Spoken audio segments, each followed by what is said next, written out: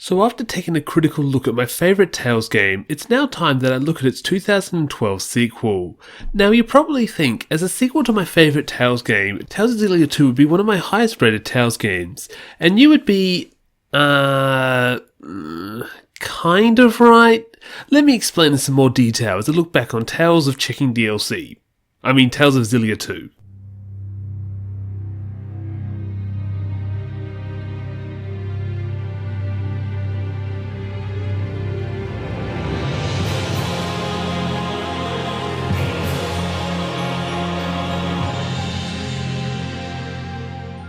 Now just a reminder that this Tales of Xillia 2 retrospective is brought to you by my lovely patrons like Cameron Strauss, Black Liquid SRW and Echolocation. For as little as $3 a month you can get your name shouted out at the start of every Xenosanctum video as well as access to bonus behind the scenes content, link in the description below. Now, as I explained in the previous episode, as a title made to celebrate the Tales series' 15th anniversary, Tales of Xillia was designed with a ton of content in mind. A lot of this content, however, had to be scrapped in order to meet the game's mid-2011 deadline. A lot of this scrapped content would pertain to the game's second world of Olympias, introduced late in the story of the first Xillia game and only seen briefly in the final hours. With so little of Olympias explored, the team at the Namco Tales studio greatly decided to make this world the primary setting of their next Tales game, and so the idea of Tales of Xillia 2 was born. This would be the first, and as of now only time, the team would develop two concurrent mainline Tales games in a row. Hideo Baba would return to produce this sequel alongside longtime artists Kosuke Fujishima, Mitsumi Inamata and Daigo Okamura, who would create the new characters. With the world of Olympias being a land of advanced spyrite technology, the game's setting would need to be much more futuristic than had previously been seen in any Tales game. As such, characters would now be seen wearing items such as jackets, lab coats, suits and ties. Characters would also be able to travel around the world on trains as opposed to the boats and magical flying crafts of past games. All of this would combine to give Tales of Xillia 2 a very unique appearance in comparison to the wider series. While things on the development side were going smooth for Tales of Xillia 2, things on the financial side however were not. Despite the large output of games over the 7th generation of consoles, the Namco Tales studio was in financial turmoil. While it's now a massive success thanks to its remake, Tales of Vesperia was quite the flop when it came out in 2008, selling 100,000 copies less than Tales of the Abyss, despite all the time and money spent developing it. If this wasn't bad enough, the next year saw the release of Tales of Graces, which had to be recalled due to game-breaking bugs, thus costing the Namco Tales studio millions. It also sold terribly at only around 200,000 copies. Meanwhile, the team's smaller projects of Hearts and Symphonia 2 were also facing poor sales. With the debt growing so large that it now exceeded the company's total assets, parent company Bandai Namco would choose to step in and fully absorb the Namco Tales studio into itself, as he's operating it as a separate company. And thus, on the 1st of January 2012, the Namco Tales studio / Wolf Team's 25-year history would come to a sad end. Despite the death of the Namco Tales studio, most of the development team would stay on, now under the direct management of Bandai Namco, as an in-house development team. Thus work on Tales of Xillia 2 would continue as normal. As development continued, the writing duo of Naoki Yamamoto and Daisuke Kiga soon developed a plot surrounding a new protagonist who gets into dire straits and finds himself having to make extremely difficult decisions with multiple lives at stake. As a result, the team would implement a choice mechanic in which the player could choose how the protagonist would act in certain situations, as well as giving the game the characteristic genre of an RPG where your choices spin the future. With the new game reusing a ton of assets from the first Xillia game, development for Tales of Xillia 2 would only take around a year to complete. The game would initially be teased by Weekly Shonen Jump, who announced that the next Tales game would be revealed on the 2nd of June 2012. A month before the reveal date, Bandai Namco would launch the game's website with a countdown timer until the reveal. When the reveal finally did come, Bandai Namco would open the floodgates with a ton of info being dropped on the game's plot and gameplay, as well as a special Xillia 2 themed DualShock 3. As expected, the game would be announced as a PlayStation 3 exclusive. Interestingly, Xillia 2 would be the last new Tales game to be a console exclusive, with all games since being multi-platform. Tales of Xillia 2 would finally launch on the 1st of November 2012, only 14 months after Tales of Xillia 1's launch. At the time of its launch, Tales of Xillia 1 had yet to be released worldwide, and as such, producer Hideo Baba would announce no current plans to localize Tales of Xillia 2. Luckily for Western fans, solid sales of the English version of Tales of Grace's F gave Bandai Namco the confidence to announce a localization of Tales of Xillia 2 a month before the worldwide release of the first Xillia game. Tales of Xillia 2 would finally reach Western shores a year after Xillia 1 on the 19th and 22nd of August, and with it fans get to experience the second chapter of the Xillia story. The plot takes place 1 year after the events of Tales of Xillia 1 in the now united worlds of Riza Maxia and Olympius, following the destruction of Maxwell's Schism. The story begins with our new protagonist Luger Will Kresnik having a nightmare in which he is forced to fight his own brother Julius to the death. Suddenly awakening, Luger realises that he's running late for the Spurious Corporation exam and quickly rushes from his apartment to the Spurious training grounds. There, Luger runs into Julius, who is running the exam, and tasks Luger with defeating a bunch of monsters to demonstrate his combat prowess.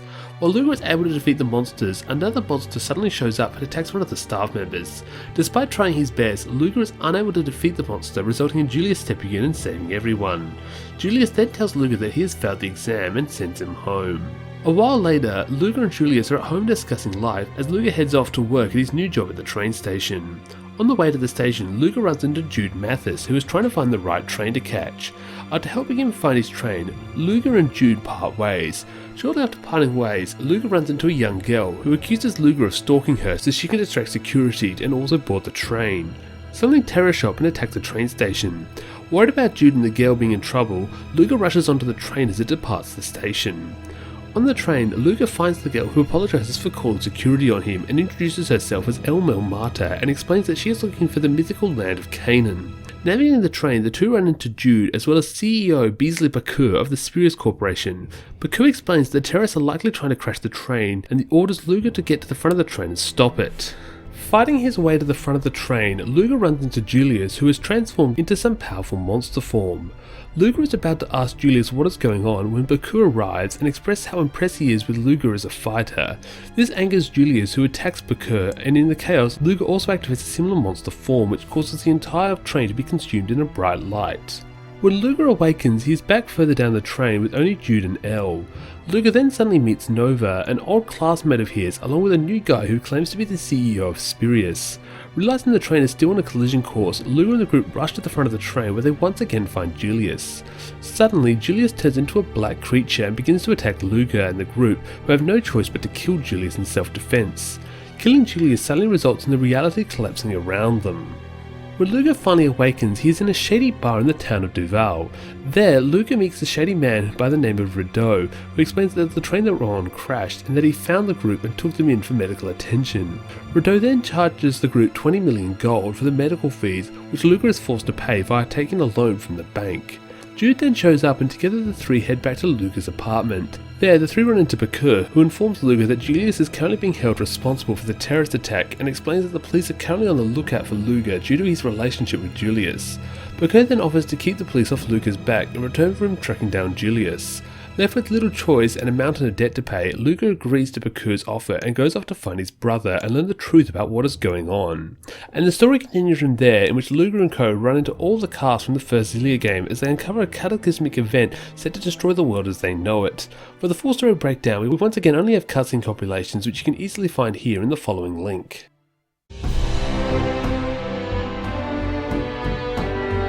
Being a sequel built heavily off the previous games' assets, Tales of Xillia 2 presents practically identically to Tales of Xillia 1, except we can now sprint. Yay! Pretty much all of Xillia 1's locales return in this game, from towns to dungeons to field maps. While Xillia 2 does recycle a lot of locations from the first game, it also adds a bunch of new locations, primarily in Olympius, with the new cities of Duval, Drellin, as well as the newly built town of Marksburg, which acts as a bridge linking the two worlds of Olympius and Riza Maxia. Alongside the new towns, we also have some new dungeons and field maps too. The result of this is a much more fleshed out world of Olympius than what we got in Xillia 1. With the game being predominantly set in Olympius, the cast have all gotten Olympian makeovers, with Jude now dressed in a lab coat while Elise now wears a school uniform. While I love the designs of the characters in the last game, I am not sold on them in this game. I much prefer the more fantasy looks for Leia, Alvin and Gaius, while I'm a bit mixed on the other character designs. To be honest, out of all the characters, Musea is probably the only design who I much prefer over the first game, with the new black stoles doing a nice job in giving her design more contrast over her almost pure white look from the first game. Alongside the world of Olympius, we also have the new fractured dimensions. A decent way into the plot, we as the player learn about the existence of parallel universes that have broken off from the prime dimension which the cast inhabits. These parallel universes are called fractured dimensions and consist of the same world as the prime dimension, but following a different history. This means that characters who previously died in the first game can reappear as alternate versions of themselves, allowing for the legacy characters to reflect on the decisions they've made in the previous game. Luger and co soon find themselves tasked with destroying these fractured dimensions, as they are splitting the soul energy between them and now run the risk of splitting the finite amount of energy so thin that life can no longer exist in any dimension. Thus Luger must enter these dimensions and use these special chromatas powers to destroy the catalysts which are the source of these fractured dimensions. Once inside a fractured dimension, Luger and co will not be able to return to the prime dimension until they've destroyed the catalyst and with it the fractured dimension. With the lives of a whole universe on the line, Luke will be forced to make some pretty big choices over the course of his adventure. This will occur both in cutscenes and the returning skits. In these moments, Luke will be forced to choose between two options using L1 and R1. Sometimes these choices will be on a timer and will need to be answered quick or face the game making the choice for you. Despite the game putting a large focus on choices, only a few choices, mainly at the end, actually affect the final plot outcome, with the rest mostly just affecting the new character affinity system. Over the game, Luke can build up his relationship with the previous Xillia cast members and in return receive special items from them as presents. Speaking about the Xillia cast, all of them return back in this game alongside a few newcomers. As a result, Xillia 2 has one of the largest cast sizes in the series with 10 playable characters. Newcomers to the party include Gaius and Muze, now being playable after being cut in Xillia 1. We also have the newcomer of Fractured Mila, who accidentally winds up in the prime dimension thanks to Elle saving her following Luger's destroying of her fractured dimension. Despite being a separate character from Mila Maxwell, they play near identical, with Mila not being able to call in the Great Spirits. Finally finishing up the cast, we need to talk about Elle, who at age 8 is too young to be a playable character, and instead hangs out with the party for skits and cutscenes. By getting good affinity with other party members, you unlock special character quests the party can go on, alongside the main quests. Tales of Xillia 2's story progression is kind of unique in the series as it plays out more like an MMORPG, in which Luger can choose to either continue the main story through the main quest or spend time in character quests deepening his bond with other characters. When in town, the party will be split up, allowing Luger to talk to all the other party members individually. At certain points, some of them will have an exclamation mark above their head, indicating that they want to go on a side quest. When the player begins either a main or side quest, they will be locked to a party associated with that quest until the quest is completed. This also means that you'll not be able to begin a new quest until the one you're on is completed. With the game being full of side quests, the main quest in its 16 chapters are actually quite short in comparison with most other Tales games. Thus, to prevent you from just rushing the main story, the game introduces arguably its most infamous mechanic in the debt system. As I explained in the story section, Luger is 20 million gold in debt, and as a result he'll need to pay off parts of the debt if he wants to access parts of the world map. This can be done at any time by bringing up the debt repayment system and repaying debt in installments. Once an installment has been paid, you'll be rewarded with either a gift or increased travel rights. To account for so much money in the game going to paying off the debt, Tales of Xillia 2 allows the player to take on a myriad of small tasks from these stands located in most towns. These tasks range from defeating a bunch of monsters to collecting a bunch of materials and reward the player with lots of money to pay off their debt. If you're having some trouble trying to find items for this quest, however, you can also try the new kitty dispatch system. Early on in the game, you'll meet a cat lady who has lost all 100 of her cats. As the player, you can find and pick up these cats all around the world. You can then use these collected cats to scour regions for items while you do other tasks. The more cats you have in your party, the more likely you are to score not only more items but rarer items too.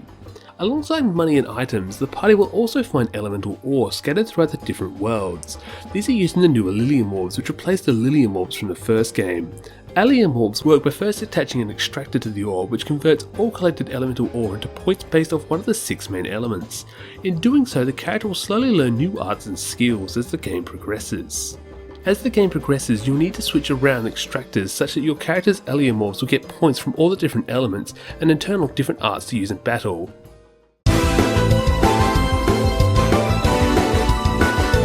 Evolving from Tales of Xillia, we now have the Cross Double Raid Linear Motion Battle System, or XDR LMBS. At a glance, the combat in this game looks near identical to Tales of Xillia 1, with a lot of the systems from the first game returning. AC makes its return alongside TP, thus allowing the characters a lot of freedom in how they unleash combos. We also have the return of linking alongside linked arts, which are once again fired off by pressing R2 when prompted on screen. Alongside adding a bunch of new linked arts for the characters, Xillia 2 now has a bunch of generic linked arts for arts which don't normally link, thus allowing more versatility in the use of linked arts. We also now have the ability to unleash mystic arts off linked arts, which works really well compared to the arcane arts of the last game. However, these additions to the linked arts are just the tip of the changes in Xillia 2's combat. Unlike its predecessor, Xillia 2 veers a lot more into the combat styles of Tales of Graces. For a start, we now have a Graces style power charging system, in which when guarding, players will slowly charge up the potential for their next attack. At level 1, the next art will cost less TP, at level 2 it will trigger a power hit on the next art, and at level 3 it will break an enemy guard. Once a guard is broken, we also have new comboing techniques in the form of weakness combos, which are indicated by rings appearing on the enemy, leaving them stunned. These rings will go away if attacks are not continually made on the enemy, and will slowly go away if the same elemental attacks are made on the enemy. Thus, to keep a combo going, you'll need to cycle across all the elements to ensure that the enemy remains stunned. Once an enemy does break its guard, we now have the option of sidestepping to avoid any retaliatory attacks the enemy might make, by holding L1 while pressing up and down and X. On the topic of button pressing, Tales of Xillia 2 might possibly have the most complicated button layout of any Tales game to date, with around 40 different button inputs the player can make at any one time in battle. This is quite overwhelming, and I frequently found myself making the wrong inputs in combat, as I keep forgetting if I'm supposed to press a button by itself or with L1. In fact, here is some footage of me playing the game. What makes combat even more confusing is the introduction of our new protagonist Luga. Throughout the game, Luga will receive a pair of swords, a hammer and twin pistols, which you can any time switch mid-battle by pressing L1 and both R buttons. Each one of these weapons comes with a vastly different playstyle, with the swords focusing on up-close flurry attacks, the hammer being a shield breaker, and the guns allowing for long-ranged attacks. This in effect makes Luga 3 different characters in one, and I pretty much spent the majority of the game trying to master his combos at the expense of playing with the other characters. When linked, Luga will copy whatever your own player character's partner skill is via his own skill of mirroring. What also makes Luga such a key character is his chromatis transforming abilities. During battle, the chromatis gauge on the side of the screen will slowly build up. When it hits 1, you have the ability to activate Luga's chromatis, which will send Luga and all enemies into a special reality in which Luga will be invincible and can use his chromatis spear to unleash a bunch of preset arts into the enemy. When in chromatis form, the chromatis gauge will slowly deplete, and its total depletion will return everyone back to the regular battle screen. The gauge will also deplete faster when Luga takes damage, thus de-incentivizing Luga just taking all attacks. Also, as the game goes on, the chromatis gauge will unlock additional charges, which will allow for more powerful chromatis transformations in battle. While learning Luga can be quite a challenge, do spare a bit of time to learn the other newcomers of Gaius and Musei. Gaius fights using a series of slow powerful swings that have quite a large range thanks to his giant Sephiroth sword. He shares quite a few arts with Jude and Alvin, however his tend to be more powerful at the cost of being slower to fire off. As for his unique ability, we have Retribution, in which attacks received when guarding will charge Gaius' sword up, allowing for him to unleash a powerful counterattack. Meanwhile, when linked, Gaius' partner skill is Chivalry, which will allow him to jump in and take attacks for party members, while also charging up their next attack. Musei oddly fights using her extremely long hair, which she turns into whips and slashes at the enemy. Alongside her hair whips, Musei is an extremely adept caster with a high intelligence stat at the cost of being one of the squishiest characters in the game with a terrible defense stat. To account for this, Musei has an extremely good evasion technique in her skill Emergency Warp, in which she can teleport great distances using back and front steps. This allows Musei to cast from a distance, then teleport right into an enemy's face and unleash a flurry of attacks. Meanwhile, when linked, Musei gives the same teleporting power to a partner in the form of Support Warp, in which the linked partner can also teleport either far away or right to the enemy's face and perform hit and run attacks.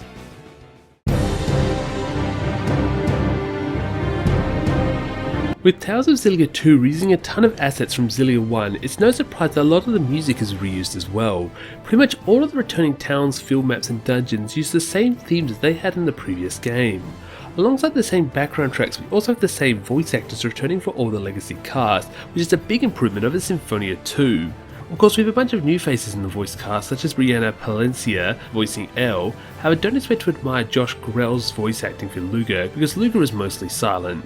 Yeah, for some reason the developers decided to keep Luga silent, I guess to allow the player to project themselves onto him better, but I don't really know anyone who likes him being silent. I've also heard you can turn voice lines on for him in a New Game Plus playthrough, but unfortunately it didn't seem to work in my New Game Plus playthrough. Perhaps I did something wrong. Regardless, the new voice actors aren't the only new thing, as we have new music tracks for cutscenes and combat. As per usual, Motoi Sakuraba returns to give us a bunch of new tracks. Now I didn't mention it in the last retrospective, but Tales of Xillia actually has 3 distinct music styles. The third style, which I didn't talk much about, was the jazzy style music used in Olympias, and it's this style that Sakuraba expands on quite a bit in this game's soundtrack. Obviously, we have the new town themes for Duval, Drillin and Marksburg, but we also have the new jazzy battle themes such as Keep Moving Forward Till the Sword Dies. Alongside the jazzy music, we also have some pretty intense battle themes like Break the Time Factor and For the Sake of Mutual Proof. In general, it's a pretty solid soundtrack, even if I gravitate more towards the original themes of the first game. Now to wrap up, let's talk about the opening theme. Ayumi Hamasaki once again returns from Xillia 1 to give us a new opening in the form of Song for You, which, while not quite as good as Progress, is still another top tier Tales song that I love to listen to.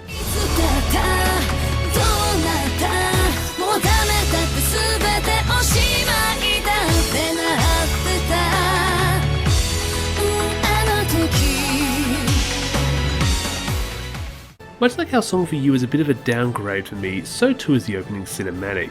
UFO Table returns once again gives us a stellar opening. However, I don't think it quite hits the heights of Xillia 1's opening. For a start, due to the large number of characters, we spend a lot of time doing introductory shots before we even get to the action scenes, and when we do, half of it's of one train fight. Don't get me wrong, it's a good train fight, but I wanted to see more locations in the opening.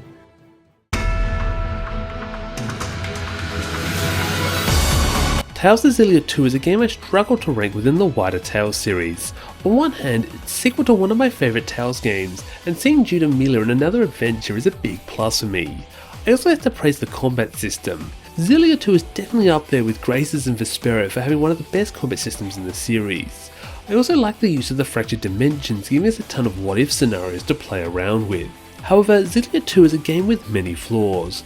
Luga being a silent protagonist kinda goes against what players have come to expect from your regular Tales protagonist. With Luga being such a blank slate, we don't really get to experience the character growth that we see in so many other Tales protagonists. We also have to talk about the debt system. While my New Game Plus playthrough was lucky enough to have a gold bonus, I still find the debt system annoying as you need money to buy gear and other items, thus you're conflicted between buying gear or advancing the story at a steady rate. Speaking about the story, it's kind of a mixed bag for me.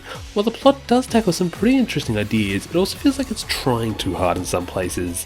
The game really likes to dive into the genocidal nature of the plot with a ton of people dying in your adventure both on and off screen. As a result, you kind of start to become desensitized to it. The serious nature of the plot is also kind of undermined by Elle, who being a young child doesn't really have the emotional maturity to handle the kind of plot ideas raised by this game. I generally found Elle to be really annoying, which is kind of a problem when the whole game ends up revolving around her. So while I enjoyed the plot of this game, it's definitely not up in my top 5. To finally finish up my review of this game, I want to talk about the game's multiplayer. Now I've mentioned it before, but every Friday night I like to attend a university games club, and there I like to bring my Tales games to play with my friends, and uniquely Tales of Xillia 2 works extremely well. With the whole story confined to the 16 main chapters, I found I was able to play most of the game at home, while enjoying the main story and multiplayer sessions every Friday with friends. It's for this reason that I recommend Tales of Xillia 2 as a decent game for multiplayer, when you and your friends can only meet up every now and then. Now, with our Tales of Xillia 2 retrospective coming to a close, we're finally at the end of the 7th generation Tales games. With Xillia 2 being quite the experimental experience, the team felt like it was a good time to return back to the series' roots and create a more classic feeling Tales game. Let's see how well they did when I come back next time to look at 2015's Tales of Zestiria for the PlayStation 4.